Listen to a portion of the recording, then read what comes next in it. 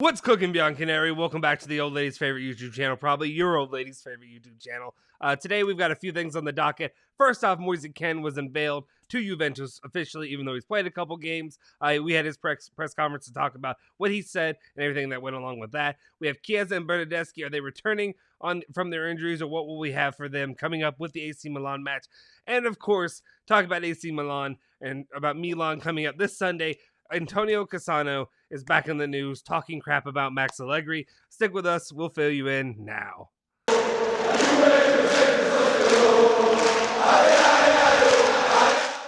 Ciao ragazzi, welcome back. You're in the Bianconeri Zone. My name is Justin Sofro. Today is Thursday, September 16th, 2021. Before we get anything started, let's go ahead. If you're new to the channel, hit that subscribe button. And if you haven't already, hit that like button. Otherwise, I will come and slap your mother in her throat. Anyway, let's go ahead and get started. Also hit that bell icon to stay notified for all our latest videos. Let's jump into what we really have for today. First news topic of the day involves our boy, Moise Kean. Basically, he got unveiled by Juventus officially. We already knew number 18. He would be playing for Juventus. He's played a couple games already, but finally he had his press conference with all the shine and glitz and all that stuff. Here's what he basically said in today's press conference, saying, "Wearing the black and white jersey has always given me great emotions. It's the right choice. I'm ready for this new challenge. I'm here to give a big hand to the team I grew up in. I don't feel the burden, but the responsibility of wearing this jersey and giving 100%. We are young, but experienced. We are not off to a good start, but we have big goals, and I am sure we will aim for great results." I have this tendency where I'm always, whenever they say they make their comments, in these press conferences, a lot of the times it's going to be when I say gibberish, coach speak, player speak, whatever have you. But I do like to have a player who really does. I hate using the bleed black and white. People say the bleed whatever color and stuff like that. We all bleed red. Let's not kid ourselves. But at the same time, guys who really have it ingrained in their DNA, that are in love with the club and means more to them than just a paycheck at the end of the day. Ronaldo. Anyway, what it means to you if you're a fan. If to be a fan of a club, but also to wear the shirt and have it mean something growing up to you, means he'll give that much more effort. We've seen it with players like Chiesa. We've seen it with Locatelli now, and now we can see it with Moise Kean. Really love that we're instilling that in Juventus' players that are coming into Juve, that they're not only Italian players, but Italian players that love Juventus. Let's move on to the second one we have of the day. Excuse me. Clear my throat. He also said, "The past is behind us. We only think about the future. Starting on Sunday, we have a great game ahead of us. Coach Allegri will give us a big hand, and I'm sure he'll do well. When you wear the Juve shirt, you always have to come out sweating after every game. I feel very lucky for a guy of my age. I was lucky to play in mini league games or in mini leagues like England and France. I came back with a lot of experience." And I think he brings up some good points there. He definitely did. He performed very well in France, and then he performed, I think, decent enough. I know a guy that's an Everton fan personally. He was a big fan of Moise Kean. He was disappointed that he didn't really work out in Everton because he saw what he did, for Italy. He saw what he did at PSG when he was loaned out. He really liked the player and wanted him to stick there. And I was missing back and forth. I was like, give me Moise Kean back, and we did all that back and forth. I'm glad to have him back. I think really well that he can perform well, and I think he can become something special. I talked about this before, that it really looks to me like Allegri's sticking with him. He's not really using him as a winger. I mean, it's been 2 matches in, but every time he's really putting him in at the number 9 spot. Like, he really wants that to be instilled in him, that this is your spot. This is where you want to develop. This is where you're going to grow. This is going to be your sweet spot. Also, like I said, he has to say the stuff, the behind us, move on, yada, yada, yada. But I do like his faith in Allegri, and also like that he basically points out, like, you have to leave it all on the field. You can't just go in there, expect to have the game come to you. You have to come to it, if that makes sense. Might be a weird way to say it. And then finally he said, "Allegri always aims high. He taught me many things. I've always had Juve in my heart. When there was the chance to come back, I didn't think twice. In Naples, Napoli, it always, whatever, when I change it. Anyway, in Napoli, I wasn't lucky. In Malmo, we had a good game that gave us confidence." So yeah, that's one of the positives, is to see that really, I mean, that he does stick, he understands. He bleeped up when it came to Napoli. But in Malmo, he had a good game. And regardless if you want to say he only played for like about 30-ish minutes.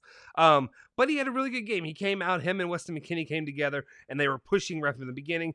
Like I said, that killer instinct is something that I love to see from him. He's always looking to score. I mean, he had an offsides goal, and he had another opportunity to score from Kulusevski that he couldn't finish. But I love to see that effort, that grinta, whatever you want to call it, the attacking. And I really think the Juventus fans are going to love what they see from him going through the season. But yeah, that's basically what Moise Kean had to say in his press conference. Maybe nothing groundbreaking overall, but overall just say, emboldening himself to Juventus fans, saying how much he loves the club, how much it means to him to be back, and the excitement that he has for the club going forward and what he thinks he can bring to the table. Let's move on to the next topic of the day, though, and that would be the Bernardeschi Chiesa will they, won't they of the season. Nico Bellice said that Chiesa and Bernardeschi are back in training, whilst DeScilio is following an individual training session, basically saying it appears that they're back in training and they should be available and good to go. Well, I'm not reporting that, but what he's saying is more than likely they're making the efforts to be ready for Sunday. One of them you might be a little bit more worried about than the other. I won't say who. But Chiesa overall, hopefully he's over that knock, and hopefully he can get going and be able to perform for Juventus, because they're going to need him against Milan. It's going to be a tough game. It's going to mean a lot. I'm going to talk a little bit more of that today in the live stream that we have for you later on. Going off of that, Gazzetta dello Sport's reporting that Allegri is thinking about trying out Chiesa as a striker. That's an interesting idea to me. Not saying I wouldn't go with it, because he's primarily a winger. He's played a winger most of the time. But he is, he was Juventus' second highest scorer last season. Maybe that'll help get him back on track in scoring some goals. I just don't know. I wonder what position that they would use him in personally, because you have Morata and Kean both sharing the 9, and then you have Dybala. I guess it just depends how they line up overall, especially if you go with a 4-4-2, which I don't know why we keep using a 4-4-2. Can we please switch to a 4-3-3 or something else? It's not a 4-4-2. Even I'm Julian's rubbing off on me. And save that for the mixtape. Whatever it is, save that for later. But at the same time, like that, yes, Julian's rubbed off all over me. And now I'm sick of seeing a 4-4-2. It's old. You're stuck in the past. It's prehistoric. It doesn't work. The ball flow is just way too slow. It doesn't make any sense. So anyway, can we stop the 4-4-2? Anyway, I don't know why I got on that rant when it came to that, but it just made no sense to me. At least go with the 4-3-3 if you're going to. Just because I'd be interested to see how, if you want to work Chiesa in, you work him into like a trident there. Let me know in the comment section down below if you disagree with me or if you think that my opinions are bad, which I'm sure you will, but I appreciate it. Anyway, here we have, there we go. And then we have the story about Antonio Cassano, and he had to take his shots. You know how he does. This is Cassano at Bobo, I think it was Bobo TV, said, even my 70-year-old mother could make this team play better. Juve has to play much better, full stop. So he took a little bit of a shot, at Max Allegri, the way he's playing, a way that they've kind of looked pedestrian, if you will. And, I don't think he's fully wrong. I don't think he's incorrect in his breakdown of Juventus, basically saying, I love that he said that even my 70-year-old mother could make this team play better. I think there was a little bit, I think some people are coming in, having their harsh terms or whatever you want to use it when it comes to Allegri, because he plays such a defensive heavy style, and a style that you're not going to see a lot of scoring, except for against Malmo, which is still just 3-0. Especially when you had an entire second half, you probably could have peppered in a couple more goals there at the end. Let me know your thoughts. What do you think about this? What do you think about Cassano's comments? I can't fully disagree with him. Like, I'll be honest, like, Allegri, let's turn it up a little bit. It's time to turn it up, because you could have won against Napoli. You dropped that one. Milan is I hate to use this because it's such an overplayed thing, but Milan's a must-win situation.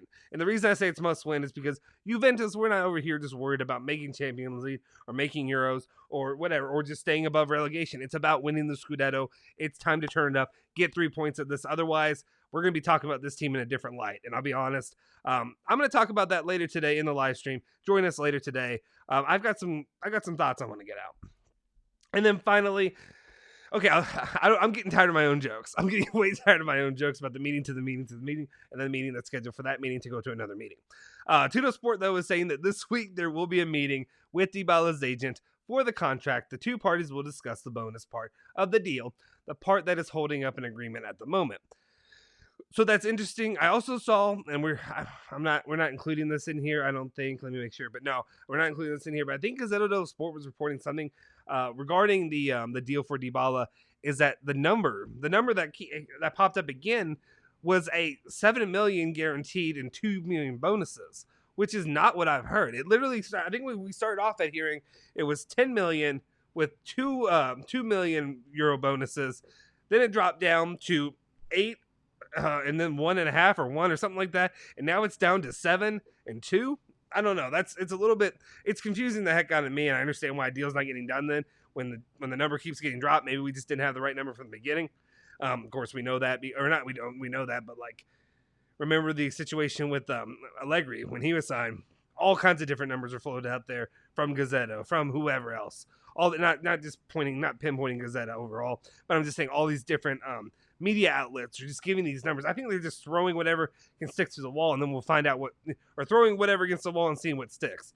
So I'm a little bit confused at that. That's also probably why we didn't include it in the graphic. But I like to talk about it. I like to talk some nonsense.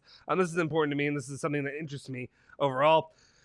I really hope that the deal gets done. Again, Dybala, I think, is very pivotal for Juventus' future, especially when he's on his game. He's one of the best in at what he does. But anyway, we'll keep you updated. We'll keep talking about it. I feel like I've been talking about this I know we've talked about it since the show launched. So hopefully we can get this wrapped up, and then I don't have to talk about Dybala and his meetings anymore. Hopefully we can actually talk about just like real sports stuff. Though maybe this is what interests you more. Anyway, I appreciate you guys. That's all I really have for the show today.